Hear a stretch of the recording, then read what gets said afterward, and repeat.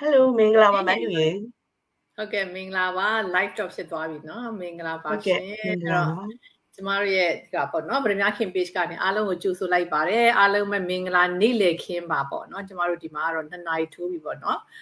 UK မှာတော့ခုမနေ့7နာရီထင်တယ်เนาะ ဟုတ်ကဲ့ မနေ့7နာရီပေါ့เนาะဆိုတော့အဲ့တော့ကျမရဲ့ဖိတ်ခေါ်မှုကိုလက်ခံပေးတဲ့အတွက်အများကြီးကျေးဇူးတင်ပါတယ်အမเนาะကျေးဇူးတင်ပါတယ်ကျမတို့လည်းအဲ့လို live talk လေးနဲ့ပေါ့เนาะအပတ်စဉ်ပေါ့เนาะကျမတို့ရဲ့ပရိသတ်တွေ follower တွေ follower အဟောင်း follower အသစ်တွေသူတို့လည်းသိကျင်တဲ့ question တွေအများကြီးရှိတယ်အဲ့တော့အဓိကတော့ကျမတို့လည်းသူတို့ကို educate ပေါ့เนาะသူတို့သိကျင်တာလေးတွေကိုကျမတို့ဒါအဲ့လိုပဲကျမတို့စီက business partner အောင်မြင်ပြီးသား business partner တွေပေါ့เนาะကျမတို့ရဲ့ senior ကြတဲ့အမကြီးတွေစီကနေမှကျမတို့ဒါကျမအတွက်ကော learning ဖြစ်အောင်ကျမတို့ရဲ့ follower အတွက်လည်း learning ဖြစ်အောင်ပေါ့เนาะအဲ့တော့လက်ခံပေးတဲ့မန်နီလာကိုကျမတို့အရန်ကျေးဇူးတင်ပါတယ်လို့เนาะအဲ့ဒါလေးပထမဆုံးပြောကြလို့ပါတယ်အဲ့တော့ကျမတို့ရဲ့ဒီတပတ်ရဲ့ဟိုပေါ့เนาะ question လေးတွေပြင်ထားတော့ရှိတယ်အဲ့တော့ question လေးမသွားခင်ပေါ့เนาะကျမတို့ပြန်ပြီးတော့မှ self introduction လေးလုပ်ချင်ပါတယ်အဲ့တော့မန်နီလာစပြီးတော့မှနော်မနီလာသို့မဟုတ်မပေါ်လင်းပေါ့နော်ကျမ announcement လုပ်တာမပေါ်လင်းလုပ်ထားတဲ့အခါကျတော့အဲ့ဒီအတူတူပါပဲလို့မပေါ်လင်း and မနီလာ the same person ပါလို့နော်ဓာတ်ပုံလည်းပါပါတယ်နော်အဲ့တော့စပြီးတော့ပိတ်ဆက်ပေးပါအောင်ရှင်ဟုတ်ကဲ့မင်္ဂလာပါအားလုံးပဲမန်တူကိုကျေးဇူးတင်ပါတယ်မန်တူကျမကိုပေါ့နော်ဒီ invitation ကိုလုပ်ပေးတဲ့အပြင်ပေါ့နော်အတူတကွဒီ live talk မှာဒီကျမတို့ရဲ့ business အကြောင်းလေးကို sharing လုပ်ရမယ့်အတွက်ကြောင့်ဝမ်းသာပါတယ်လို့ဟုတ်ကဲ့ကျမမန်နီလာပါ UK နိုင်ငံလန်ဒန်မြို့မှာအမျိုးသားနဲ့အတူတကွနေထိုင်ပါတယ်ပေါ့နော်ဒီ online digital business ကိုတော့ full time နေပါပဲလုပ်ကိုင်နေတဲ့သူဖြစ်ပါတယ်ကျေးဇူးတင်ပါတယ်မန်တူဟုတ်ကဲ့ကျေးဇူးတင်ပါတယ်ရှင်အဲ့တော့မန်နီလာရဲ့ပရိသတ်တွေကိုလည်းပေါ့နော်ကျမပြန်ပြီးမိတ်ဆက်ပေးပါအောင်မယ်ကျမနာမည်ပေါ့နော်ဒါဟိုကတော့ဗရမ ခင်ပါပေါ့နော်ဒါ stage name ပေါ့လေစာရေးဆရာလေးမျိုးပေါ့ author နာမည်တစ်ခုပေါ့နော်ဆိုတော့ကျမ stage name ကဗရမ ခင်ပါပေါ့နော်အဲ့တော့ကျမလက်ရှိထိုင်းနိုင်ငံမှာတော့ကလေးတွေကိုစောင့်ရှောက်နေတယ်ဒီမှာနေထိုင်ရင်းနဲ့ပေါ့နော်အခုလိုကလေးဟိုဒါကြောင်းသွားတဲ့အချိန်ပေါ့ like ကြောင်းသွားတဲ့အချိန်ဆိုကျမတို့ business talk တွေလုပ်ကြတယ် business တွေပေါ့နော်အဲ့တော့ content တွေရေးကြတယ်ပေါ့နော်အဲ့တော့အချိန်ကိုအကျိုးရှိဒါအသုံးချခြင်းတယ်ပေါ့နော်တစ်ဖက်တစ်လမ်းကလည်းကိုယ့်ရဲ့အချိန်ကိုအကျိုးရှိအသုံးချတစ်ဖက်ကလည်းဝင်ငွေရပေါ့ဆို win win ပေါ့နော်ပြောရမယ်ဆိုလို့ရှိရင်အဲ့အတွက်နဲ့ကျမလည်းဒါဒီ business ကိုလုပ်ကိုင်ခဲ့တဲ့ business owner ဖြစ်တယ်လို့အခုလိုပဲကျမလိုပဲเนาะကျမတို့လိုမျိုးမိခင်ကလေးမိခင်တွေပဲဖြစ်ပေါ့เนาะဒီလိုမျိုးစိတ်ပါဝင်စားတဲ့လူเนาะခုန full time အလုပ်တွေရှိကြတယ်သို့တော်လည်းပဲ additional income အနေနဲ့ plan B အနေနဲ့နောက်အနာဂတ်အတွက်ရည်မှန်းပြီးတော့မှပေါ့လုပ်ကိုင်ခြင်းနဲ့ကျမရဲ့မိတ်ဆွေတွေကိုလည်းကျမကလက်တွဲခေါ်နေတဲ့ businessman တယောက်လည်းဖြစ်ပါတယ်လို့ဟုတ်ကဲ့အားလုံးနဲ့တွေ့ရတော့ဝမ်းသာပါတယ်เนาะဟုတ်ကဲ့အားလုံးနဲ့တွေ့ရဝမ်းသာပါတယ်အဲ့ဒါဆိုမိတ်ဆက်ချင်းအစီအစဉ်ပြီးပြီဆိုတော့ကျမတို့ရဲ့ question လေးတွေစရအောင်ပထမဆုံး question လေးကြည့်ရအောင်အဲ့တော့ဒါပထမဆုံး question ပေါ့နော်အဲ့ဒါကျမတို့ရဲ့ဒါကเนาะမမနီလာပေါ့နော်မပေါ်လင်းလဲခေါ်တယ်ပေါ့နော်အဲ့တော့အမကတော့ဒါ UK မှာနေတာလေးနှစ်တည်ကြာပြီပေါ့နော်အဲ့တော့ပြည်ပမှာအဲ့လိုနေထိုင်ပြီးတော့မှဒီ digital business မလုပ်ခင်မှာပေါ့အဲ့တော့အမရဲ့လုပ်ငန်းအတွေ့အကြုံတွေရှေ့မှာဘာအလုပ်ငန်းတွေကိုလုပ်ကိုင်ခဲ့ပြီးပါတယ်လဲအဲ့ဒါလေးအရင်ဆုံး sharing လုပ်ပေးပါအောင်ရှင်ဟုတ်ကဲ့ကျေးဇူးပါမန်လူရေဒီ UK နိုင်ငံကိုပေါ့နော်ကျမရောက်တာတော့ဟိုနှစ်အစိတ်နီးပါးရှိပြီပေါ့နော်ဒီကိုရောက်ချင်းမှာပေါ့နော်ကျမအနေနဲ့ကိုပိုင်စီးပွားလုပ်ငန်းကိုလုပ်ချင်တဲ့စိတ်ရှိတယ်ကျမနဲ့ကျမအမျိုးသားအမြဲတမ်းပဲပေါ့နော်ဘာလုပ်ငန်းလေးလုပ်ရင်ကောင်းမလဲလို့ရှာဖွေတယ်ဒါပေမဲ့ကျမတို့နဲ့တင့်တော်ပြီးတော့ရေရှည်လုပ်နိုင်မဲ့ကိုပိုင်လုပ်ငန်းမျိုးမတွေ့ဘူးမတွေ့တဲ့အခါကျတော့ပညာဆက်တင်ဖို့ကြတော့လေကျမအသက်အရွယ်ရပေါ့နော်ပညာဆက်မတင်ကျင်တဲ့အခါကျတော့ကျမပထမဆုံး UK မှာဆိုလို့ရှိရင်ဟိုတယ်တစ်ခုမှာပေါ့နော် customer service အလုပ်ကိုရတယ်ဒါပေမဲ့အဲ့အလုပ်ကလည်းကျမအတွက်ရေရှည်လုပ်နိုင်မဲ့လုပ်ငန်းမျိုးမဟုတ်ဘူးအဲ့ခါကျတော့ကျမအလုပ်ရှာရတယ်အလုပ်ရှာတဲ့အခါမှာကျမကျမကြီးဌာနပေါ့နော် National Health Service မှာ receptionist အလုပ်ကိုကျမရရှိခဲ့တယ်ပေါ့နော်ဒီ receptionist အလုပ်ကိုကျမရရှိခဲ့တဲ့အခါကျတော့ကျမဝမ်းသာတော့အော်ဒီလုပ်ကတော့ငါ retire သွားတဲ့အထိလုပ်နိုင်မယ်ဆိုပြီးတော့ပေါ့နော်ကျမကြိုးစားတယ်တကယ်ပဲအဲ့ဒီမှာဟိုစားပေါ့နော်ပျော်ရွှင်စွာနဲ့လုပ်တယ်ဒါပေမဲ့လည်း UK နိုင်ငံရဲ့ကျန်းမာရေး system ကအရန်ခက်ခဲတဲ့အခါမှာကျမအတွက်အရန် challenges တွေရှိတယ်ကျမတော်တော်ကြီးကို struggle လုပ်ရတယ်ဒါနဲ့သိမကြတဲ့အခါမှာပဲကျမဒီ operation manager ဖြစ်တဲ့ promotion တက်တဲ့အခါမှာကျမအတွက်ပို့ပြီးတော့ဟိုစာ challenges တွေပို့ပြီးတော့များလာပေါ့ဘာဖြစ်လို့ဆိုတော့ responsibility တွေပိုများလာရင်လူရဲ့သဘောအရာပို့ပြီးတော့ struggle တွေလုပ်လာရတယ်အဲ့ဒီမှာတော့အဓိကတော့ပြဿနာတော့ system ပေါ့နော်ဒီ system ဆိုတဲ့ဟာတခုကဘလောက်အရေးကြီးလဲဆိုတဲ့အခါမှာကျမအဲ့ဒီအလုပ်ကိုလုပ်တဲ့အခါမှာသိလိုက်တယ်ဒီ system ကဟိုးအရင်တည်းကလည်းရှိလာပြီးတဲ့အခါမှာအဲ့ UK မှာဒီ system ကိုဘလို့မှကနေထိအောင်လဲ change လို့ပြုလို့မရဘူးပေါ့နော် အဲ့ဒီအထဲမှာမှကျမဒီ operation manager ဖြစ်တဲ့နှစ်က2008 2009ပေါ့အဲ့ဒီအချိန်က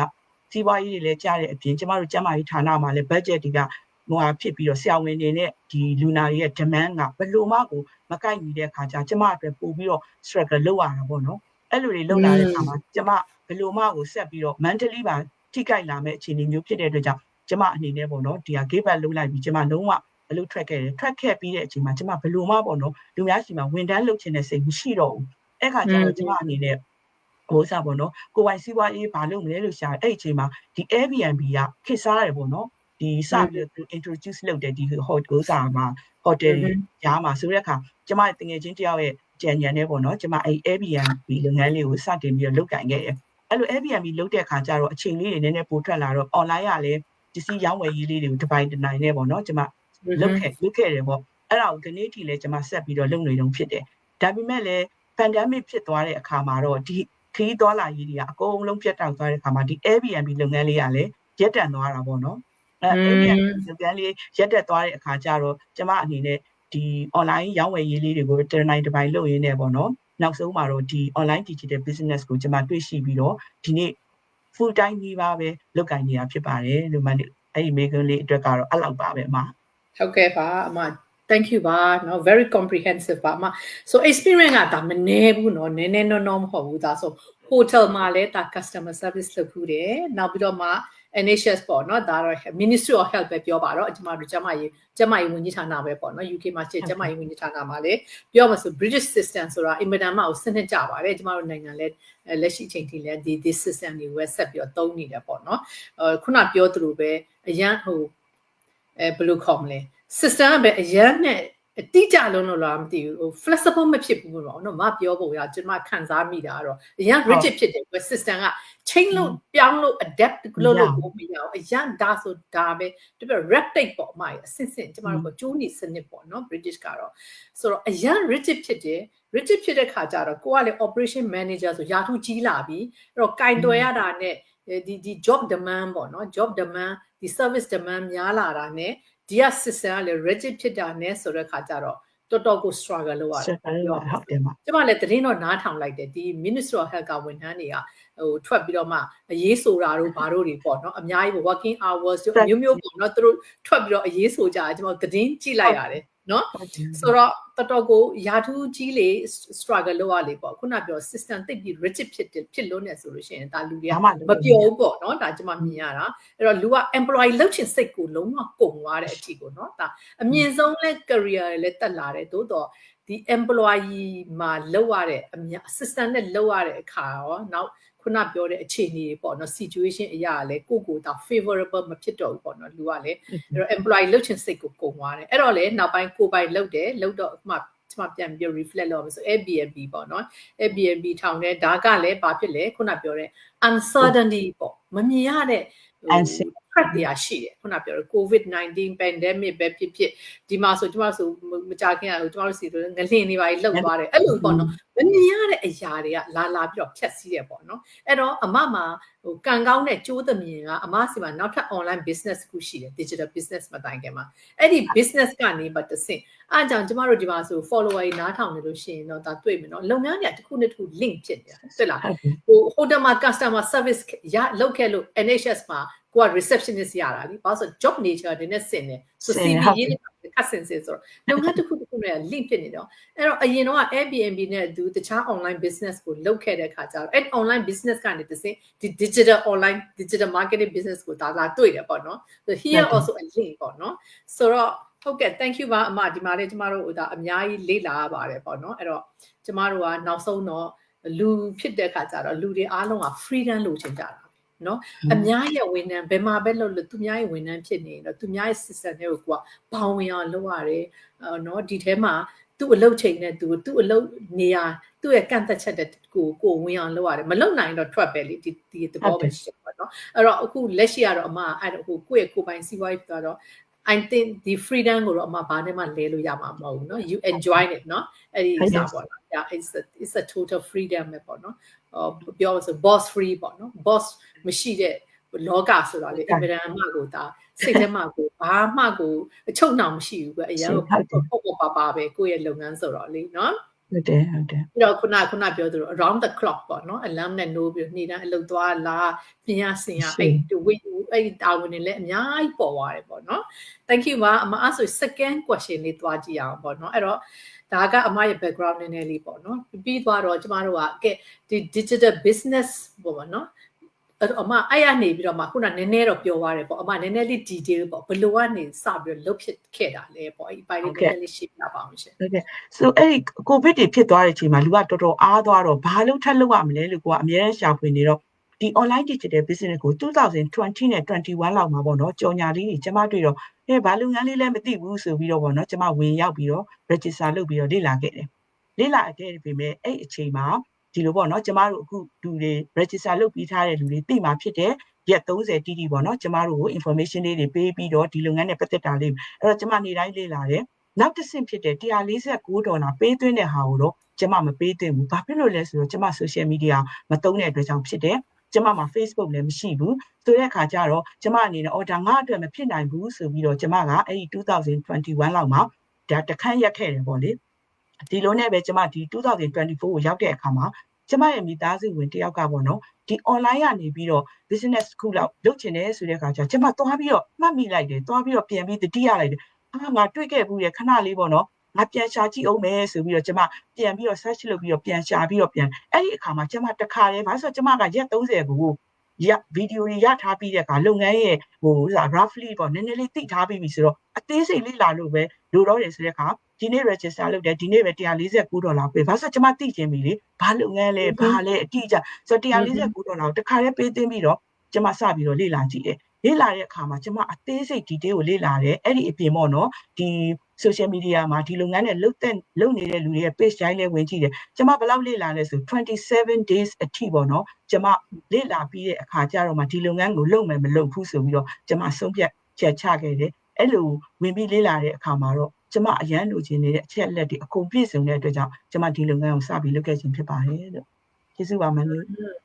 Thank you so inspiring နော်အဲ့တော့ဆိုမမနဲ့ကျမနဲ့နည်းနည်း story နည်းနည်းတူတယ်မ2021မှာဒါတွေ့ခဲ့တယ် overview ဝင်ပြီးတော့လေ့လာတယ်သို့တော့ step 2ကိုမသွားဘူးပေါ့နော် step 1မှာနေရက်သွားတယ်အဲ့မှာတခန့်ရက်သွားတယ်အဲ့ချိန်မှာနောက်ထပ် second ပေါ့ second time မှာတခုခုအကြောင်းကြောင့်လာပြီးတော့ကိုယ့်ကိုလာပြီး click ဖြစ်သွားတယ်ဒီလိုမျိုး online business ဆိုအဲ့ချိန်မှာဒီ the same ပေါ့ the same business ကိုပြန်တွေ့တဲ့အခါမှာခုနတော့တိထားတဲ့အခြေအနေက boomဆိုခေါင်းထဲအကုန်ပြန်ရောက်လာတယ်အဲ့တော့အမလည်းအဲ့တော့ဇက်လိုက်ပဲသွားဖြစ်လိုက်တော့ boom ဇက်လိုက်သွားတယ်ဒီချိန်မှာတော့ပို့ပြီးတော့အချိန်ပေးတယ် in depth ခုနပြောတဲ့ demand လည်းရှိလာပြီလေကိုကဟိုဘက်ကို kick out လည်းလုပ်လိုက်ပြီလုပ်ငန်းကလည်းနားပြီဆိုတော့လုပ်ငန်းတစ်ခုကလုပ်ကိုလုပ်ရမယ်အဲ့မှာ determination တော့ဝင်လာတာပေါ့စိတ်ကလည်း determine ဖြစ်လာတယ်ပေါ့နော်ခုနကမခိုင်မာဘူးဟိုတကယ်ဟိုလုပ်ငန်းကြတော့နားလိုက်တယ်ဟို Airbnb ကြတော့လေဟိုနော် pandemic ပါဆိုမခိုင်မာဘူးဆိုခိုင်မာတဲ့စီးပွားရေးတစ်ခုကိုကိုကရှာနေတဲ့အချိန်ဆိုတော့ကွက်တီလေးဖြစ်သွားတယ်ဆိုတော့အမ action ယူရလေချက်ချင်းယူလိုက်တယ်ချက်ချင်းသွင်းတယ်နော်ချက်ချင်းလေးလာချက်ချင်းသွင်းတယ်ချက်ချင်းဝင်ကြည့်တယ်ပေါ့နော်ဆိုတော့ action နဲ့ဇရက်ယူရတယ်ပေါ့နော်အဲ့ဒါလေးကလေကျမနဲ့ similar story ပဲကျမကမမနဲ့နည်းနည်းစောတယ်ကျမ2018ကတည်းကတွေ့တာအိုး2018ကတည်းကတွေ့တယ်အဲ့တော့ကလေကျမမမထက်နောက်တစ်ဆင့်တိုးတယ်ကျမသွင်းတယ်149ကိုသွင်းတယ်ဘုတော့အရင် seriously မဖြစ်ဘူးသွင်းပြီးတော့မှဆက်လည်းမကြည့်ဘူးအဲ့ဒီ pre coaching ပို့လာတဲ့ဟာလေကိုကမတေချာလေးဝင်မကြည့်ဘူးမအားတာလည်းပါတယ်ကျမလည်းခုနပြောတော်တော်ကိုအလုံးမအားတယ်မှာပါတယ်ဆိုတော့ထဲဝင်မကြည့်ဘူးခုနပြောတဲ့30 day money policy လည်းဝင်မကြည့်ဘူးမသိဘူးအဲ့တော့အချိန်တွေလည်းကြော်သွားပြန်လဲမအမ်းအဲ့လိုနဲ့ပဲပြပြောင်းနေလိုက်တာနေပြပြောင်းလုံးဝနေလိုက်ပြီးတော့မှအခုလာမဲ့ပြီးခဲ့တဲ့နှစ်2024ပဲမမနဲ့နှစ်တည်းပဲပေါ့နော်ကျမလည်းတော့နောက်ကြတာပေါ့နော် anyway 2024မှာ second time ကိုစီကို click အချိန်ကြိုက်လေးပဲပြန်ရောက်လာတာပြန်ရောက်လာတဲ့အချိန်မှာလဲကိုကလည်းဒါ relocation ပေါ့ country movement ဘာညာဆိုတော့ကဲအဲ့တော့ခလေးကြောင်းတော့ကဲခြားနိုင်ငံလဲရောက်နေတယ်ကိုလည်းဘယ်မှလဲသွားတတ်တဲ့လူလည်းမဟုတ်နော်ဘာလုပ်နေမလဲခလေးကြောင်းသွားတဲ့အချိန်ကိုဘာလုပ်မလဲဆို something နဲ့ငါလုပ်เสียရှိတယ်ဆိုကျမလည်းဘုံနဲ့ပဲချက်ချင်းဝင်ချလိုက်တာတပတ်အတွင်းပဲကျမချက်ချင်းတွင်အဲ့ဒီနေ့ပဲကြည့်တထိုင်နဲ့ပဲကြည့်တာ90 minutes ကြည့်ပြီးတာနဲ့ join now ဆိုတာနှိပ်တခါလေးပေးလေပေးပြီးတော့နောက်တည့်ကျမ coaching call down book လုပ်တာပဲ ဟုတ်ကဲ့ပါ တောင်းဝင်တာပဲဒုံဆိုတာတပတ်အတွင်းနဲ့ business owner ဖြစ်တယ်ပေါ့ဆိုတော့လူကြောက်မှာကကျမချိန်ပါတယ်ချိုးပရိသတ်တွေစောင့်နေရလဲအဲ့ဒါပဲကျမတို့လူမျိုးပဲတိတ် serious မဖြစ်ဘူးအစပိုင်းနည်းနည်း curious ပဲဘာလို့ကိုမျက်စိထဲကိုရောက်လာတာ哦ကို screen ထဲကိုရောက်တဲ့ခါကျတော့နည်းနည်း scroll လုပ်ကြည့်နေဘာလေးဆိုပြီးမှနည်းနည်းလေးဝင်ကြည့်တယ် just curious not seriousဆိုတော့seriously action မယူကြဘူးပေါ့နော်အဲ့တော့သူတို့ကျမတို့လိုပဲတနေ့နေ့ serious ဖြစ်လာရင်တနေ့သူတို့လည်းဘုံနဲ့တပတ်အတွင်းနဲ့ business owner တွေဖြစ်လာမှာပါလို့နော်အခုနောက်ထောင်နေတဲ့ business တွေကနော် can someone resonate with that နော်အဲ့တော့ဟုတ်ပါပြီမှာ thank you ပါအဲ့ဒါဆိုကျမတို့တတိယလေးသွားကြည့်အောင်အဲ့တော့မမကဒါလုပ်ငန်းလေးတော်တော်စုံခဲ့တယ်ပေါ့နော်အဲ့တော့ခုန NHS ဆိုအစိုးရပဲပေါ့နော်အစိုးရလုပ်ငန်းတွေရောဒီ private လုပ်ငန်းတွေရောလုပ်ခဲ့တယ် online solution တွေဒါ online ဒီ digital online business မတိုင်ခင်မှာလည်းတခြား online business လုပ်ခဲ့တယ်ဆိုတော့အဲ့ဒီလုပ်ငန်းတွေနဲ့ကွာခြားချက်ကလေးပေါ့အမလက်ရှိ digital business နဲ့ကွာခြားချက်ကလေးရောအမနည်းနည်းလေးများ share ပေးနိုင်မလားပေါ့နော်ဟုတ်ကဲ့ thank you နံပါတ်1ကတော့အချိန်ပေါ့နော်အချိန်ဆိုတာဘယ်လိုလဲဆိုတော့ကျမတို့ဒီ NHS ပဲဖြစ်ဖြစ်ဒီကိုပိုင်စီးပွားပဲလုပ်တဲ့တခြားစီးပွားရေးကိုလုပ်တဲ့အခါမှာဆိုရင်ဒီအချိန်မှာသူတို့ကကန့်သက်ချက်ရှိတယ်ဥပမာကိုကဈေးရောက်မယ်ဆိုလို့ရှိရင်လည်းဈေးရောက်တာအချိန်နဲ့ရောင်းရတယ်ပြီးတော့ NHS တို့ဒီအစိုးရလုပ်လို့ဆိုရင်9 to 5 8 to 4ဟိုကိုယ့်ရဲ့ responsibility များလာရင်သူပြောတဲ့8 hour ဖြင့်10 hour တွေဖြစ်ပြီးတယ်အဲ့ခါကျမှကိုယ့်ရဲ့အလုပ်ကပြီးမြောက်တယ်ပြီးသွားတယ်ဒါပေမဲ့ဒီ online digital business မှာစတာတော့နံပါတ်1ကအချိန်ကကြတော့အရင် flexible ဖြစ်တယ်အခုကျမတို့လေ့လာသင်ယူတဲ့အချိန်မှာပဲပေါ့နော်အချိန်ကိုကျမတို့တစ်လနှစ်လပေါ့လေလမ်းနဲ့ညံရင်တစ်လလမ်းနဲ့2 2လပေါ့အဲ့အချိန်မှာပဲအားစိုက်ပြီးအချိန်တွေကိုများစွာသုံးရပေမဲ့လို့လေအခုနောက်ပိုင်းမှာအခုမန်နူတို့ကျမတို့ဆိုလို့ရှိရင်နိုင်ဝက်ထဲနဲ့လည်းကျမတို့အလုပ်ပြီးနေ15မိနစ်လည်းပြီးတယ်တစ်နာရီလည်းပြီးတယ်ကိုယ့်ပုံမှာမူတည်ပြီးကိုယ့်ရဲ့ content ပေါ်မူတည်ပြီးအလုပ်ကလေးကပြီးသွားတယ်ဆိုတော့နံပါတ်1ကတော့အချိန်ဖြစ်တယ်နံပါတ်2ကတော့အဲ့ကျမပြောခဲ့တယ်ကျမ suffering ဖြစ်ခဲ့တဲ့ system ပေါ့နော်ဒီ system ကလည်းအမသိတဲ့အတိုင်းပဲခုန rigid ဖြစ်တဲ့အခါလုံးလို့မရတဲ့အခြေအနေမှာကိုဘလောက်ပဲ hard working ဖြစ်ဖြစ်ကိုဘလောက်ပဲ passion ရှိဖြစ်မလာခဲ့ဘူးလေဒါပေမဲ့ဒီ system လေးကကြတော့တကယ်ကို proven system နဲ့သူတို့တိစောက်ထားပြီးဖြစ်တဲ့ဒီ system မှာကျမတို့ရဲ့ own business ပေါ့နော်ဒီကကိုပိုင်စီးပွားဖြစ်တဲ့အတွက်ကြောင့်ကျမတို့ရဲ့ဒီ scalability ကိုချိန်မလားဘာလုပ်မလဲမန်နူကြိုက်တဲ့လမ်းကိုမန်နူရွေးချယ်ပြီးမန်နူဆုံးဖြတ်ချက်နဲ့ကိုယ့်ရဲ့ business တိုးတက်အောင်မြင်ဖို့အတွက်လုပ်ရမယ်လမ်းကြောင်းကြီးအများကြီးရှိတယ်ဒါနံပါတ်2 system ရဲ့ကွာခြားချက်နံပါတ်3ကကြတော့ဒီကျမတို့ဒီ business model တိစောက်ထားတာပေါ့နော်တကယ်ကိုထဲကိုဝင်ပြီးတည်တည်ချာလေ့လာကြည့်တဲ့အခါမှာ तू ကဘာလဲဆိုတော့ high commission ပေါ့နော်အဲ့ဒီတစ်ခုကတော့တကယ်ပဲဒီ high commission နဲ့ပြောတော့ကျမပြောမယ်ဒီ National Health Service တို့ဒီတခြား online ပတ်စံတွေဒီဟာ income တွေမကောင်းလားကောင်းပါတယ်ဒါပေမဲ့သူတို့က limit ရှိတယ်ဟိုကျမဆိုရင်ဒီမှာ receptionist လုပ်ခဲ့တဲ့အချိန်တော့ကျမရဲ့ pay က like a start from 90k to 27ဆိုကျမဘလောက်ပဲဘယ်လိုပဲဖြစ်နေ27မှာကျမရဲ့ပတ်စံကထပ်ပြီးမရတော့ဘူးထိုနည်း၎င်းပဲဟို business တစ်ခုကလည်းဟိုသူတို့ရဲ့ limit အတိုင်းအတာနဲ့ဆိုတာဒီမှာကြတော့နောက်ပိုင်းမှာပေါ့နော်ကိုကတစ်နေ့မှာ unlimited income ဆိုတဲ့ဟာကြီးရှိတယ်အဲ့ဒါကလည်းသူ့ရဲ့အရန်ဟိုပါပေါ့နော်ထူးခြားပြီးတော့ဟိုပါဖြစ်တဲ့ different ဖြစ်တဲ့တခြားလုပ်ငန်းတွေနဲ့ကွာခြားချက်တစ်ခုဖြစ်တယ်နောက်ဆုံးတစ်ခုကတော့ဘာလဲဆိုတော့အများကြီးရှိပါသေးတယ် different ဖြစ်တယ်ဒါပေမဲ့ပြောနေကျမတို့အတွက်အချိန်အရန်လူအောင်မှာဆိုတော့ကျမအရန်ကြိုက်တာဒါပြီးခဲ့တဲ့ရက်ကလေးကမှကျမရဲ့အာယုံထဲမှာစဉ်းစားပြီးပေါ်လာတဲ့ဟာလေးတစ်ခုပေါ့နော်အဲ့ဒါကတော့ကျမတို့ရဲ့ next generation ကိုပေးလို့ရမယ် legacy လုပ်ဖြစ်တယ်ဆိုတော့လောကကြီးမှာလူတွေကသားသမီးတွေကို material တွေကမတည်မြဲဘူးတဘာဝဘာတွေညာကြီးအဲ့ဆိုပညာရေးကိုပဲဟာကလေးတွေကိုပညာဆိုတာဘယ်တော့မှမခိုးဘူးဟဲ့လားရွှေအိုးဆိုပြီးတော့ပေးကြတယ်ကျမဘာစဉ်းစားမိလဲဆိုဒီလုပ်ငန်းလေးကလည်းဒီတိုင်းပဲပညာရေးတစ်ခုအနေနဲ့ကျမတို့ကပြစ်စုပြောတာကျမမှာတော့ကလေးမရှိပါဘူးဒါပေမဲ့ကလေးရှိရဲ့မိဘတွေကိုပြောပြချင်တာကိုကစပြီးတော့ပေးတဲ့လုပ်ပြီးဒီအလုပ်ငန်းလေးကိုကလေးတွေကိုပေးလိုက်မယ်ဆိုရင်သူတို့ရဲ့ပညာရေးနဲ့သွားတဲ့အလုပ်ပြင်ဒါလေးကသူတို့အတွက် extra ဥပမာဘယ်အလုပ်မဆိုဟိုက bad and good ရှိတယ်အဲ့ခါမှာကိုယ့်အတွက်စိတ်ညစ်လာမယ်ဆိုဒါလေးကိုမှနောက်ခါနေရှိတယ်ဆိုဟာဘလောက်သူတို့အတွက်ပေါ့နော်ဟိုစိတ်တက်ကြတာပဲဒီခေတ်ကအရန် depression ဖြစ်လေအလုပ်ထဲမှာ comparison တွေအရန်များလိုက်ဘာဆိုပြီးတော့ဖြစ်လာအဲ့အချိန်မှာကိုမှဒါလေးရဲ့ဟိုဘက်အလုပ်ကိုလည်း calm down ဖြစ်စွာနဲ့ settle လုပ်နိုင်လို့ကိုမှလည်းဒီနောက်ကရှိတယ်ဆိုတော့မိဘတွေအနေနဲ့အမွေပေးနိုင်တဲ့လုပ်ငန်းလေးတစ်ခုဆိုတဲ့ဟာလေးကျွန်မအာရုံကျလာပြီးမိဘတွေကိုလို့ဒါလေးကိုပြောပြချင်တာပေါ့နော်ဒီပညာရှင်ဟိုလူမခိုးသလိုပဲဒီအလုပ်ကလေးဟာဘာဆိုမော်နော် next generation ကိုလုပ်ရတဲ့လုပ်ငန်းလေးတစ်ခုဖြစ်တယ်ဆိုတဲ့ဟာလေးကိုသိပြီးတော့တခြားလုပ်တွေနဲ့ different ဖြစ်တယ်ဆိုတဲ့ဟာလေးကိုပေါ့နော်ကျွန်မဟိုပို့ပြီးတော့ဒီရဲ့အပိုင်းလေးမှာစဉ်းစားမိတာပေါ့မာရဲ့အဲ့ဒါ ဒီလောက်ပဲပြောပါဘာဆိုတော့နောက်မေးခွန်းတွေရှိသေးလို့နေနော်ဟုတ်ကဲ့ပါ thank you ပါအမဆိုတော့ပြန်ပြောနော်ဒါလေးနည်းနည်းခြုံကြည့်မယ်ဆိုရင်ကျွန်မမြင်တာ၄ခုပေါ့နော် flexibility ပေါ့ပထမဆုံးကတော့ flexibility မှာပထမဆုံးကဘာလဲဆိုအချိန်ပေါ့အချိန်ကဟိုအရင်တော့အလုပ်တွေကတော့9 to 5ဆိုတော့ဘယ်ချိန်ဆိုတော့အဲ့အချိန်အဲ့အလုပ်မှာရှိမရှိ absent ဖြစ်တယ်ပေါ့အဲ့နေ့မနေ့ကအလုပ်မတက်ဘူးပေါ့အဲ့လိုတွေဖြစ်ရောနော်ဒီအလုပ်မှာကြတော့အဲ့လိုအချိန်ကန့်သတ်တာမထားဘူးကိုအဆင်ပြေတဲ့အချိန်ကိုလုပ်ပဲနော်ဒါက one flexibility နောက်တစ်ခုကအမပြောတာ location ပေါ့ location နဲ့ freedom ရှိတယ်နော်ဟိုဟာလိုရုံးဌာနဟိုနေရာရောက်မှလူကိုယ်တိုင်မြင်တော့မှအလုပ်စတာဒီမှာကြတော့ location က you can be anywhere နော် beach မှာလည်းအလုပ်လုပ်နေလို့ရတယ်အခုမနေ့ကဗမာပြည်ပြန်လာလေတဲ့တခြားနိုင်ငံသွား vacation သွားနေတဲ့အချိန်မှာလည်းအမအလုပ်ကပါသွားဆို it is very portable နော်အဲ့တော့ location ကလည်း freedom ရှိတယ်နော် location က freedom ရှိတယ်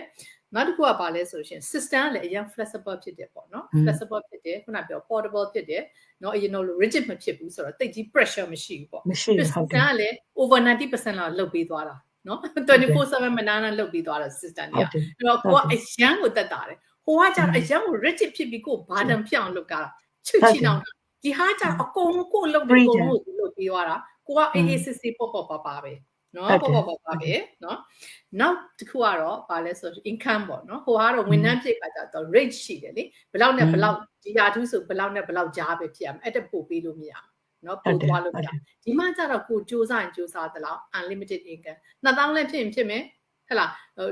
နဲရလာလေထောင်ကနန်းလောက်ပဲရမယ်ဒါပြောလို့မရအခုဒီမှာဆိုလို့ရှိရင်ရက်ဟိုနှစ်တိုလေးနဲ့6 figure 7 figure အထိ earn လုပ်နေတယ်လို့ရှိရ million နဲ့ချီပြီး earn လုပ်နေတယ်လို့ရှိရ so it's you are the only variable of your business ပေါ့နော်ပြောကိုစူးစမ်းတယ်ကိုရဲ့ကံဉာဏ်ဝီရိယကံလည်းပါလာတယ်ဆိုလို့ရှိရင်အချိန်တိုအတွင်းအောင်မြင်မယ်ပေါ့နော်အကြိုက်ဆုံးကတော့အမပြောတဲ့ဟာပေါ့နော် building legacy for the future generation နော်ကျန်တဲ့အလုပ်တွေကြတော့အမ retire ယူလိုက်ပြီဆိုအမ farewell လုပ်လိုက်တယ်ပါပေးရင် gratitude လောက် gratuity တွေပါပေးလို့ပြီးပြီကျမက director နဲ့ရာပင်စင်ယူရကြမလို့ကျမသားတို့ကျမတူတို့ကိုအဲ့ဒီ director post ကိုလွှဲပေးခဲ့မယ် no it's not possible အဲ့မှာအဆုံးသတ်သွားပြီနော်အဲ့တော့ဒီမှာဆိုလို့ရှိရင်ကျမတို့လက်လွဲခလို့ရတယ်ကိုကဒီလောက် stage မှာကိုကနားသွားရင်ကိုယ့်ရဲ့သားသမီးမြေးမြစ်တွေကိုအဲ့ stage ကတည်းကပြန်စလို့ရတယ်ဟိုတစ်ကနေပြန် build လုပ်ဖို့မလို့အဲ့လောက်နေစအဲ့ဒီမှာနေစအောင်နော်ဆိုတော့ immediate မှကိုဟိုပေါ့နော်ဟို sustainable လည်းဖြစ်တယ်ပေါ့နော်ကျွန်တော်ပြောရေရှည်တည်တံ့ခိုင်မြဲတယ်ဟို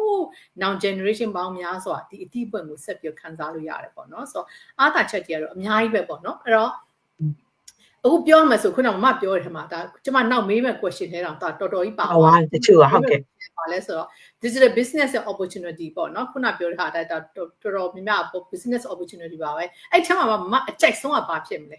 ဟိုအမွေ legacy ဖြစ်မလားဒါမှမဟုတ်တခြားနောက်ပါရှိသေးလဲဆိုတော့ဒီထဲမှာပေါ့နော်ခုနဟိုတော်တော် cover ဖြစ်သွားတယ်ပေါ့နော်ဒီလုပ်ငန်းရဲ့ opportunity အဲ့ထဲမှာနည်းနည်းလေးနှစ်ခုထည့်ချင်တာ personal developing လာတယ်ကျမတို့အတွက်အရေးကြီးတယ်လေနော်အသက်ကြီးလာလို့ရှိရင်လူတွေက depression တွေဖြစ်ပြီးတော့ဒါပေမဲ့ကျမတို့ဒီလုပ်ငန်းလေးကိုလုပ်တဲ့အခါအမရောကျမအနေနဲ့က director သွားမဲ့ age ကအရင်နေနေတယ်ကျမတို့အရင် active ဖြစ်တယ်ဘာလို့လဲဆိုတော့သူ့ရဲ့ဒီ personal developing land တွေကဘာလို့ဆိုလူကလေဟိုပါပေါ့နော်ဟိုဥစားလို့ပေါ့ဓာတ်လို့ပေါ့နော်အမသွေးရခါကျတုံလာတယ်လေနော်ဓာတ်တစ်ခုကသွေးလာလို့ရှိရင်အရင်တည်းဒီတိုင်းပဲပေါ့ကျမတို့ကအများနဲ့ active ဖြစ်တဲ့ဒီဥစား technology ပဲဖြစ်ဖြစ် personal နဲ့ပတ်သက်တဲ့ဟာအကုန်လုံးကိုလမ်းလို့ရတယ်ဆိုတော့ဒီအဲ့ဒီကောင်းတဲ့ opportunity personal development လေးကိုကျွန်မထည့်ခြင်းနဲ့နောက်တစ်ခုကလေ global reach သွားတာလေနော်ဒီလိုကျွန်တော်တို့တိုင်းပြည်နိုင်ငံတစ်မျိုးတည်းမှာမဟုတ်ဘဲနဲ့ကျမတို့အတွက်ကိုဒီကဘာလုံးနဲ့လုပ်လို့ရတဲ့လုပ်ငန်းလေးဖြစ်တယ်အဲ့ဒါလေးကိုထည့်ခြင်းတာပေါ့နော်ဆိုတော့နောက်ဆုံးတစ်ခုကတော့အမပြောတယ်ဘာအကြိုက်ဆုံးလဲဆိုတော့ကျမအခုရက်အတွင်းမှာစဉ်းစားမိတဲ့ဒီ next generation ကိုပေးမဲ့ဟာပေါ့နော်ကျမလေးအဲ့ဒါဘယ်လောက်ဆိုကျမမှာကလေးတော့မရှိဘူးအဲ့မဲ့ကျမလေးတူမတွေကိုလေငါတို့စူးစမ်းပြီးလုပ်လိုက်မယ်ပေါ့နော်။ဒါဆိုဒီအလုပ်ကိုကျွန်မစလုပ်တဲ့အရန်ဘာကြောင့်လုပ်ချင်လဲဆိုတော့ကျွန်မဒီ operation manager လုပ်တဲ့အချိန်မှာကျွန်မ staff တွေအများကြီးကျွန်မအများကြီး train ရတယ်။ train တဲ့အခါမှာသူတို့တွေကိုပြောတာပေါ့နော်။ညီတို့တွေဘက်ဆောင်ကနေလုပ်ပါဘယ်နေရာရောက်စေကန်းကြီးဒီအလုပ်တူပေမဲ့နေရာရောက်တဲ့အခါမှာကိုကဘက်ဆောင်ကတိထားလို့ရှိရင်ကိုကဖြစ်တယ်။ဆိုတော့ကျွန်မအဲ့လိုမျိုးကိုလူများကိုပေးခြင်းတဲ့ဆန္ဒအများကြီးရှိတဲ့အခါမှာ तू က happy others လေနော်။လူများကိုကိုယ်ရရတယ်ဆိုတော့ဒီ next generation တွေမှာလည်းဟိုတစ်ခုနဲ့တစ်ခု happy လောက်သွားတဲ့အရာလေးတစ်ခုကိုကျွန်မအကြိုက်ဆုံးပေါ့နော်ဒီလုပ်ရဲ့အကြိုက်ဆုံးအရာလေးကဘာလို့ဆိုတော့အဲ့ဒါကမွန်လဲမွန်မြတ်တယ်လေနော်မဟိုသူတို့အတွက်ကိုပေးတာဆိုတော့အဲ့ဒါလေးအကြိုက်ဆုံးပါပဲမ ဟုတ်ကဲ့ပါအမရေအရန်ကိုကောင်းပါတယ်ပေါ့နော်ဆိုတော့ benefit တွေကခုနကကျမတို့ share သွားတာအများကြီးပဲအဲ့ထက်မှဒါအမရဲ့အကြိုက်ဆုံးကလည်းတခုတော့မဟုတ်ပါဘူးအများကြီးပဲကျမတို့ဘာအကုန်လုံးကကြိုက်နေတာဟုတ်ကြိုက်လို့လည်းဒီ business ကိုရောက်လာခဲ့တာပေါ့နော်ဟိုကြိုက်လို့ကိုမဟုတ်ဘူးဖြစ်နေတာပေါ့လေပြောရမယ်ဆိုကျမတို့ကလေကြိုက်လို့ကိုမဟုတ်ဘူးဖြစ်နေတာဘာပြောတဲ့ဟာတွေကျမအကုန်ကြိုက်တယ်ဟုတ်တယ်ကျမတို့ကဘာလို့ဆိုတော့လေဟို career women တွေလေဆိုအလုပ်ထဲမှာလေငွေပဲရတဲ့လုပ်ငန်းတွေကလူတွေကကြမခံဘူးခုန personal development တွေတွဲမှာဆိုကျမတို့ဒီမှာဆို training site တွေဆိုအရန်ကောင်းတယ်အမြဲတမ်းအသစ်တွေဖြစ်နေတယ်အမြဲတမ်း renew တွေဖြစ်နေတယ်ဒီဟာကြည့်ပြီးတော့နောက် second time ပြန်ကြည့်တချို့ slide တွေအသစ်ဖြစ်သွားတယ်နော်တချို့ slide တွေအသစ်ဖြစ်သွားတယ်ပြန်ကြည့်ဆိုတော့သူတို့ကအမြဲတမ်း upgrade ဖြစ်နေတယ်ဆိုတော့ကျမတို့လူမျိုးကတော့အရန်ကိုကြိုက်တယ်နော်ဆိုတော့ကိုယ်အချိန်တွေမပုတ်ဘူးကို personal development ကလည်းဒီလုပ်ငန်းနဲ့ဆိုင်တာတွေရော mindset နဲ့ဆိုင်တဲ့စာအုပ်တွေကိုသွားဖတ်မလားနော် library တွေဒီ book club တွေသွား join မလားကျမလည်းအဲ့ဒါအရန်ကြိုက်တယ်ဒီ community ပေါ့ပြော community ကဘာနဲ့မှတန်ဖိုးဖြတ်လို့မရကိုကြိုက်တဲ့ community ကိုသွား join မြန်မာ community ရှိတယ်နော် English ကောင်တခြား bold community ဒီထဲမှာနေနော်သူ့ group နဲ့သူအများကြီးရှိတယ်နော် age အရာသတ်မှတ်ထားတဲ့ group တွေလည်းရှိတယ်နောက်ပြီးတော့ thematic area ပေါ့ကိုစိတ်ဝင်စားတဲ့ area ပေါ့ဥပမာ YouTube ဘက်ကိုအားတန် YouTube group ကိုသွား join မလားနော် TikTok ကို join အားတန် TikTok ကိုသွား join မလားဆို community ကလေအရန်ကျဲတာပဲအရန်ကျဲတာပဲအရန်ကိုကြည်တာပဲဆိုကျမတို့မှလေ့လာလို့ကိုမကုန်ဘူးပေါ့ကိုဒါလေ့လာလို့စိတ်ရှိတယ်ဆိုလေ့လာလို့ကိုမကုန်ပါဘူးကျမတို့လည်းဒီလိုပဲအမပြောသလိုပေါ့ပထမ2လ3လတော့ပြင်ပန်းတယ်သူတွေသွားပြီးတော့တစ်စိ learning by doing ပဲเนาะ learning by doing learn လုပ်လိုက်တယ် apply လုပ်လိုက်တယ်ဒီနေ့ဆို page ဘယ်လိုထားမလဲလေ့လာတယ်နောက်တစ်နေ့မှကျမတို့ကတောက်လျှောက် page တွေတပြိုင်နက်လှုပ်သွားတယ်ပြန်ကြည့်တယ်လုပ်တယ်ပြန်ကြည့်တယ်လုပ်တယ်ဆိုအရန်ကိုကောင်းတယ်အဲ့မှာကိုမရှင်းတာရှိရင် mentor နဲ့coach ကို reach ချလို့အများပြည့်တော့အရန်ကိုလွယ်ပါတယ်နားမလဲစရာအကြောင်းမရှိဘူးအထူးဖြင့် English ကောင်းတဲ့လူက no problem you just go 1 2 3 4 5 you will get there ဘာမှအခက်အခဲမရှိဘူးဘာမှအခက်အခဲမရှိဘူးပေါ့နော်အဲ့လိုသွားနိုင်တယ်ပေါ့နော်နောက်အမြဲတမ်းအမပြောသလိုတွေးတယ်ပေါ့နောက်ပြီးကျမတို့ customer ပေါ့အဲ့ဒါလေးချိန်နှက်စရာအရန်ကောင်းတယ်ကိုကဒီနိုင်ငံမှာနေလို့ကိုယ့်ရဲ့ customer ဒီနိုင်ငံကလူပဲရမှာမဟုတ်ဘူးကျမဆိုလေဂျပန်ရော Australia ရော New Zealand ရောသူကလည်းသူ reach out ဖြစ်လာတာပဲဘာလို့ဆိုကိုက marketing business ကို market ကိုလွတ်တလာကိုစီဝင်လာမှာပဲလေဆိုတော့ your customer is everywhere because this is the global business เนาะ really the evident ပေါ့เนาะနောက်တစ်ခုကမမပြောတဲ့ legacy တွေကတော့ဒါကတော့ပြောစရာမလိုကျမဆိုရင်သားသမီးရှိတာဆိုတော့ဒါကတော့အကြိုက်ဆုံးပဲပေါ့เนาะအချိန်တန်ကိုသားသမီးကဒီကနေစသွား plan B နဲ့ဖြစ်ဘာဖြစ်ဒါအချိန်တန်သူတို့ကိုမမတခုအရေးကြီးကြတယ် pension ကျမတို့လည်း pension ရမှာလေကြခင်က pension ရမှာ pension ကနည်းနည်းတော့မဟုတ်ဘူးเนาะအဲ့ဒါလည်းလားစင်ရမှာအဲ့ဒါလည်းကလေးတွေကို handover လုပ်သွားလို့ရတယ် pension ကလေးတွေကဆက်ပြီးတော့ထုတ်သွားယူမယ်ကျမတို့ pension ကိုเนาะဟုတ်တယ်အဲ့ဒါအများကိုလည်းကျမတို့ကူညီခွင့်ရတယ်ကျမတို့ကလည်း part of the humanitarian ကိုအများကျမတို့က service provider ကိုတောက်လျှောက်ဆိုတော့ကျမတို့ကဒီ service ပိုင်းကိုတော့ကျမတို့ဒါလေးလည်းလုပ်ခွင့်ရတယ်ပေါ့ကျမတို့အလုပ်တွေဆက်ပြီး continuation ဖြစ်နေတယ်အများကိုဆက်ပြီးကူညီခွင့်ရတယ်ကိုယ့်ရဲ့ effort တွေလည်း contribute လုပ်လို့ရတယ် contribute လုပ်တယ်လို့ပဲကျမတို့မှာလည်း appreciation တွေနော် award တို့ဘာလို့လဲအများအားရနေပါတယ်တေးသေးကြီးပေါ့နော်အဲ့လို acknowledgement နဲ့ရှိတာလို့ကျမအရန်သဘောကျတယ်ဒီမှာလည်းလေကိုလစ်လျူမရှုထားဘူးကိုအများအား acknowledge လုပ်တယ်ဘာလေးဖြစ်သွားတာအစနော်ဆို community ကောင်းရှိတယ် support ကောင်းရှိတယ်အများကူညီခွင့်ရတယ်เนาะအရင်က comprehensive ဖြစ်ပါတယ်ပြောအောင်ဆိုဒီရဲ့ benefit တွေကလေအဲ့ဒါကြောင့်เนาะဆိုတော့ဟုတ်ပါပြီအမရေဆိုတော်တော်ပြည့်စုံသွားပြီเนาะအဲ့တော့အမအနေနဲ့ဒီလိုမျိုးပေါ့เนาะဟိုပညာလဲရဥစ္စာလဲရเนาะခုနပြော community လဲရเนาะကိုယ့်ရဲ့မိသားစုကိုလည်းအမွေပေးနိုင်အချိန်တန်ပြင်ဆင်တဲ့ဒီလောက်ပြည့်စုံတဲ့လုပ်ငန်းကိုเนาะ join ချင်တဲ့မိတ်ဆွေတွေပေါ့ခုနားထောင်လို့ပဲmotivate ဖြစ်ပြီး join ချင်ရင်ပဲဖြစ်ပေါ့အဲ့လိုမျိုးအခုမှစတင်မဲ့ဟိုပါပေါ့နော် follower တွေမိတ်ဆွေတွေအတွက်အမရဲ့အကြံပေးစကားလေးပေါ့နော်အဲ့ဒါလေးနဲ့လေးပြောပေးပါဦးဒါပြီးတော့ကျမတို့တိတ်မာတော့မယ်ပေါ့ဒီနေ့ live talk ဟိုစပေါ့နော်အမဆိုလို့ရှိရင်လည်းဒီလုပ်ငန်းကိုလုပ်မယ်ဆိုရင်တေချာလေ့လာခဲ့တဲ့အတွက်ကြောင့်စိတ်ဝင်စားတဲ့လူတွေကိုပေါ့နော်တေချာလေ့လာစေချင်တယ်အခုအမန်တို့ရောအမရောဆိုလို့ရှိရင်လွန်ခဲ့တဲ့နှစ်ပေါင်းများစွာဟိုဒီတိုင်းလေးပဲ register လုပ်ပြီးတော့ all in ဆိုပြီးတော့ဖယ်ခဲ့တာမျိုးမဟုတ်ဘဲနဲ့ပေါ့နော်ဒီ$149ကိုပေးသွင်းပြီးတော့လေဟာဘာမှလည်းမသိဘူးရှုပ်တယ်ဆိုတာတဲ့ပေါ့တေချာအချိန်ယူလေ့လာမသိလို့ရှိရင်လည်းကျမတို့အချိန်မျိုး reach out လုပ်ပြီးမေးပြီးတော့ဒီလုပ်ငန်းရဲ့သဘောတဘာဝကိုလေ့လာပြီးလုပ်မယ်ဆိုရင်ဘသူတူတယောက်အတွက်မှာကျိုးမစိုးရုပ်ဘူးဆိုရင်ကိုယ့်ရဲ့ new generation တွေအတွက်ပါကောင်းတယ်ကိုယ့်ရဲ့ဒီအမားတို့ရဲ့ retire သွားမဲ့ plan တွေ အစဒီအဖြစ်ပေါ့ဖက်ဖက်ကအရန်ကောင်းတယ်ဆိုတဲ့အကြောင်းကိုပြောရင်းနဲ့ပေါ့နော်ဝင်ရောက်လေ့လာဖို့ပဲဖိတ်ခေါ်ချင်ပါတယ်လို့ကျေးဇူးတင်ပါတယ်ဟုတ်ကဲ့ပါအမเนาะအကြံဉာဏ်ပေးစကားလည်းเนาะအဲ့ဒါအဓိကကိုတကယ်စိတ်ဝင်စားတယ်ခုနကျမတို့ပြောသလိုကျမတို့ပြောနေတဲ့ဒီ business opportunity ကိုတကယ်ရကျင်တယ်ပေါ့เนาะခုလိုအိမ်အလုပ်လည်းမပြတ်ဘူးလေအိမ်အလုပ်နဲ့ပေါ့ပါပါလေးပဲခရီးသွားရင်းနဲ့လည်းလုပ်လို့ရဘယ်နှရောက်ဝင်တော့ကိုကလုပ်လို့ရတယ်ဖုန်းနဲ့ internet ရှိတယ်ဆိုလို့ရှိရင်เนาะ